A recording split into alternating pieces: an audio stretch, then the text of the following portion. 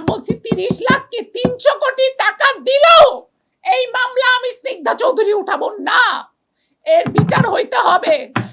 এর বিচার যদি না হয় আমার মতো হাজারো স্নিগ্ধা সাফারার হবে। এত নিকৃষ্ট পশুর বিচার যদি বাংলাদেশে না হয়, যদি ওর বিচার না হয়, আমি সুইসাইড করব এবং আমার সুইসাইডের জন্য এই বাংলাদেশ সরকার দায়ী থাকবে। আমি এই দেশকে সার্ভ করি, আমি আপনাদেরকে এন্টারটেইন করি। আমাদেরকে ছাড়া আপনারা সিনেমা দেখতে পারতেন না। এই মেয়ে দুইটা যেখানে আসছে আপনাদের বিশ্বাসই আসছে। এতগুলো ছেলে জার্নালিস্টের মধ্যে এই দুইটা মেয়ে আসছে। আজকে যদি ওই মেয়েটার হাত বাঁধে, পা বাঁধে, লাথির উপরে লাথি মারে, এই মেয়েটা কোথায় যাবে? বিচার কার কাছে? স্বরাষ্ট্র মন্ত্রণালয় কেন এখনো কথা বলতেছে না?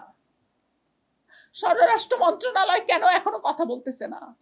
মাননীয় প্রধানমন্ত্রীকে বলতে চাই, আপনার মেয়ে তো আমার বয়সের। একবার আপনি নাইমা রহমানকে আমার জায়গায় চিন্তা করে দেখেন। I M a girl. বিচারটা কোথায়? ঢাকা ইউনিভার্সিটিতে একটা জেন্ডার সাবজেক্ট ছিল, সেই জেন্ডার সাবজেক্টটাকে বন্ধ করে দেওয়া হয়েছে। কেন বন্ধ করে দেওয়া হয়েছে? যাতে ছেলে মেয়েদের পড়াশোনাটা না হয় ওখানে, যাতে ছেলেদের যা ইচ্ছা তাই করতে পারে। এই হুজুর আমাকে বলে কি ও নাকি বছরে 5 বার, আমাকে বলছে বছরে 5 বার হজ করছে। আমি ওখানে যখন আমাকে মেরে ফাটাই ফেলছে, আমি উপরের দিকে তাকায় শুধু দোয়া করতেছি। আমি দোয়া করতেছি হাসবুনাল্লাহ ওয়া নি'মাল ওয়াকিল। সে আমাকে বলে কি না, কি তোর এই দোয়া আল্লাহ শুনবে না, আমি বছরে 5 বার হজ করি। এত নিকৃষ্ট পশুর বিচার যদি বাংলাদেশে না হয়, যদি ওর বিচার না হয়, আমি সুইসাইড করব এবং আমার সুইসাইডের জন্য এই বাংলাদেশ সরকার দায়ী থাকবে। এই পশুর যদি বিচার না হয়, আপনারা বুঝতেছেন আমি উপর থেকে নিচে লাফ দিছি। আমার শরীরের জখমগুলো দেখছেন?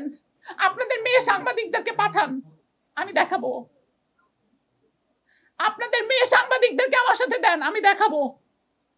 এবং আমি যখন থানায় ছিলাম, হঠাৎ করে একজন আমার এক সাংবাদিককে তার এক লোক বলছে ওকে বলো থামতে, আমি 30 লাখ টাকা দিয়ে দিচ্ছি।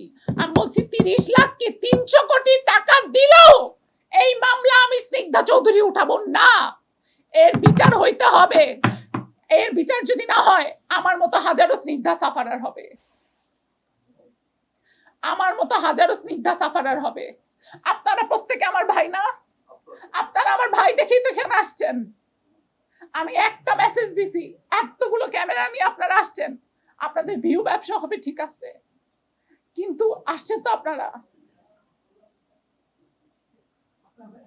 আজকের পরে এই মেয়েগুলো কার কাছে যাবে? ওরা কাকে বিশ্বাস করবে?